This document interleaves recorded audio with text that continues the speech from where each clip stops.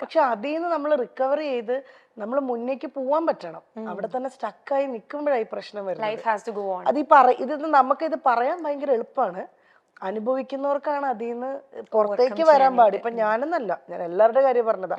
പുറത്തേക്ക് ഒന്ന് വന്നാ പിന്നെ നമ്മൾ ഓക്കെയാണ്. പക്ഷെ പുറത്തേക്ക് വരാൻ ടൈം എടുക്കും. ചില ആൾക്കാർ 1 മാസം കൊണ്ട് ഓക്കെ ആവുന്നവരുണ്ട്, ചില ആൾക്കാര് 2 വർഷം 3 വർഷം. പിന്നെ ഞാൻ പറഞ്ഞല്ലോ, പിന്നെ ഈ മെമ്മറീസ് ഒന്നും നമ്മൾക്ക് ഒരിക്കലും മരിക്കാത്തത് കൊണ്ട് ഇടയ്ക്കിടയ്ക്ക് നമ്മളെ വന്നിങ്ങനെ ഹിറ്റ് ചെയ്തുകൊണ്ടിരിക്കും. അതുണ്ടാവും. ശരിക്കും എന്താ പറയുക, ഞാൻ ഇത് ചേച്ചിയുടെ അടുത്ത് ചോദിക്കാൻ കാരണം വെച്ച് കഴിഞ്ഞാൽ നമ്മുടെ ലൈഫ് ഇസ് ബ്യൂട്ടിഫുൾ എന്ന് പറഞ്ഞിട്ട് മൈൽ സ്റ്റോൺ തന്നെ ഒരു പ്രോഗ്രാം ഉണ്ട്. അതിൽ നമ്മുടെ ആര്യ ചേച്ചി ഇവര് ഇങ്ങനത്തെ ഒരു ക്വസ്റ്റ്യൻ വന്നപ്പോൾ അവർ പറഞ്ഞായിരുന്നു ഇവരുടെ ലൈഫിൽ ഇങ്ങനത്തെ ഒരു ഇഷ്യൂ ഉണ്ടാകുന്ന മേജർ റോള് എനിക്ക് തോന്നുന്നു ബിഗ് ബോസിനാണെന്ന് അവർ പറഞ്ഞായിരുന്നു.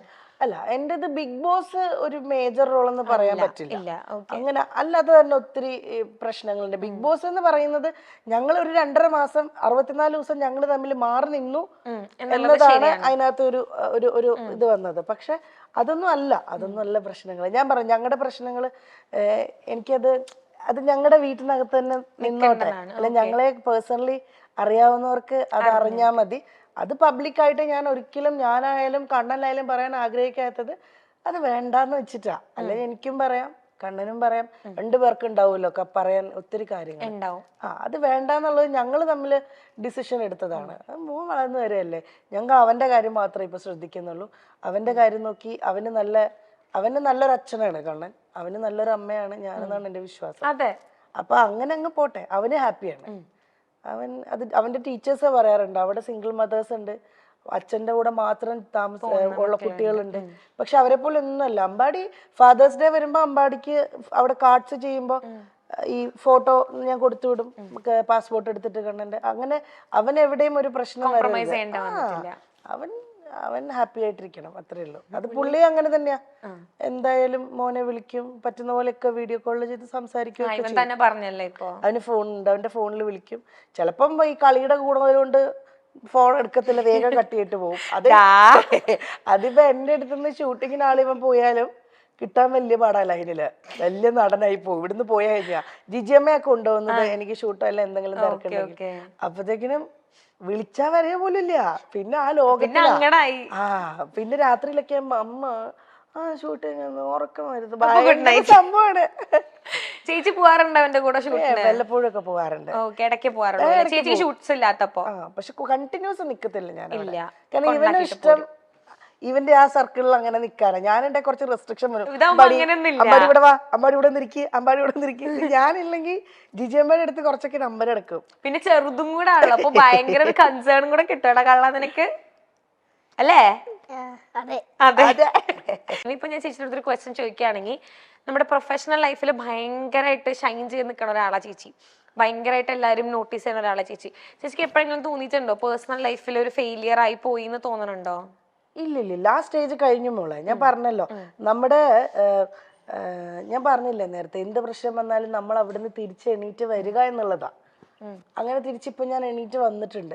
പിന്നെ അത് ഫെയിലിയർ ആയിന്ന് തോന്നാൻ ഇപ്പൊ ഫാമിലി ലൈഫ് ഇല്ല എന്ന് പറയുന്ന ഒരു എന്റെ ഹസ്ബൻഡ് വൈഫ് അങ്ങനെ ഒരു റിലേഷൻ ഇല്ല എന്നൊഴിച്ച് എൻ്റെ കൂടെ എനിക്ക് മോനുണ്ട്. എനിക്ക് ഫാമിലി എന്ന് പറയാൻ എനിക്ക് മോനുണ്ട്. എന്നെ അങ്ങനെ സ്നേഹിക്കുന്ന കുറെ സുഹൃത്തുക്കളുണ്ട്, എൻ്റെ കൂടെ കൈപിടിച്ച് നിൽക്കാൻ. ഉറപ്പായിട്ടും എൻ്റെ ബന്ധുക്കളൊക്കെ പണ്ടത്തെക്കാളും അവരെല്ലാവരുമായിട്ട് ഞാൻ കുറെ കൂടെ അറ്റാച്ച്ഡ് ആയി. ഇപ്പോൾ ബിഗ് ബോസിന്റെ സമയങ്ങളിലെക്കാളും ഒക്കെ എൻ്റെ ബന്ധുക്കൾ എല്ലാവരുമായിട്ടും വരലുണ്ട്. എനിക്കൊരു ചേട്ടനുണ്ട്. ചേട്ടൻ്റെ പേര് ശരത് എന്നാണ്. ചേട്ടന് വൈഫ് പ്രിയ, അവർക്ക് 2 മക്കളുണ്ട്. ഒക്കെ അവര് വരും. അമ്പാടിക്ക് ഭയങ്കര ജീവനാണ്, ഭയങ്കര ഇഷ്ടമാണ് അവരെ.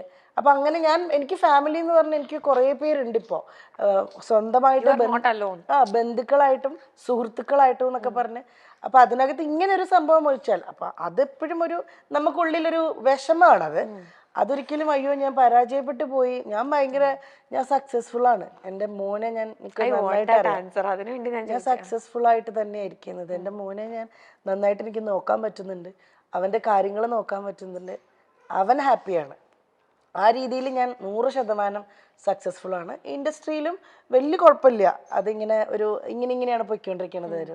കയറി ഇറങ്ങി അത് ഞാൻ പറഞ്ഞ ഒരു ബ്രേക്ക് ത്രൂ കിട്ടുന്നവരെ നമ്മൾ ക്ഷമിക്കുക, വെയിറ്റ് ചെയ്യാന്നേ ഉള്ളൂ. ആ വെയിറ്റ് ചെയ്യണം, ബാക്കിലോട്ട് പോവാതെ, അത്രേ ഉള്ളൂ. എനിക്ക് ശരിക്കും ചേച്ചി പറയുമ്പോൾ ശരിക്കും ഫീൽ ചെയ്യുന്നുണ്ട്. ഇപ്പൊ ഞാൻ ചേച്ചിയുടെ അടുത്ത് ആ ക്വസ്റ്റ്യൻ ചോദിക്കാനുള്ള കാരണം എന്ന് വെച്ചാൽ കുറെ ഇപ്പൊ സൊസൈറ്റിയിലാണെങ്കിലും കുറെ പേരുടെ വിചാരമുണ്ട് ഇപ്പൊ സെപ്പറേറ്റഡ് ആയി എന്ന് പറഞ്ഞു കഴിഞ്ഞാൽ ദാറ്റ് മീൻസ് ഒക്കെ എന്തൊക്കെയോ തീർന്നു പോയി അല്ലെങ്കിൽ ലൈഫിന്റെ എന്താണ് ഫുൾ സ്റ്റോപ്പ് ആയി എന്നൊക്കെ. ബട്ട് ചേച്ചിയുടെ അടുത്ത് ആൻസർ കിട്ടാൻ വേണ്ടിയിട്ടാണ് ഞാൻ ശരിക്കും ചോദിച്ചത്. ഒന്നുമില്ല കേട്ടോ, അത് എനിക്ക് അങ്ങനെയൊക്കെ തോന്നിച്ചൊരു സമയം ഉണ്ടായിരുന്നു. പക്ഷെ അങ്ങനെയുള്ളവർക്ക് വേണ്ടിയിട്ടാണ് അങ്ങനെ ഒരു പക്ഷെ അതൊന്നുമല്ല. ഇപ്പൊ അമ്പാടി ഉണ്ട്, അമ്പാടിക്ക് ഒത്തിരി കാര്യങ്ങൾ ചെയ്യാനുണ്ട്. എനിക്കിപ്പോ 34 വയസ്സ് കഴിഞ്ഞു, എനിക്ക് ഇനിയും കിടക്കുകയാണ് ഒരുപാട് വർഷങ്ങള്. നല്ല നല്ല ഒത്തിരി കാര്യങ്ങൾ ചെയ്യണം, ഒത്തിരി സിനിമകൾ ചെയ്യാൻ, അല്ലെങ്കിൽ ഒത്തിരി എന്തെങ്കിലുമൊക്കെ ബിസിനസ് കാര്യങ്ങൾ ചെയ്യാൻ ഒക്കെ ഇനിയും കിടക്കുകയാണ്. നമുക്കൊന്നും ആരും എവിടെയും പരാജയപ്പെട്ടു പോകുന്നില്ല. ദൈവം അനുഗ്രഹിച്ച് നമുക്ക് വേറെ അസുഖങ്ങളോ പ്രശ്നങ്ങളോ ഇല്ല. ലൈഫിൽ ഏറ്റവും വലിയ പ്രശ്നം എന്ന് വെച്ച് കഴിഞ്ഞാല് ഭയങ്കരമായ രോഗങ്ങൾ പിടിപെടുന്നതാണ്. അതൊന്നും ഇല്ലാത്തടത്തോളം ഞാനും എൻ്റെ ഫാമിലിയും അല്ല എന്നെ ഞാനും ചുറ്റിപ്പെടുന്ന ആൾക്കാരെല്ലാവരും ഹാപ്പിയാണ്. രോഗങ്ങൾ ആർക്കും വരാതിരിക്കട്ടെ.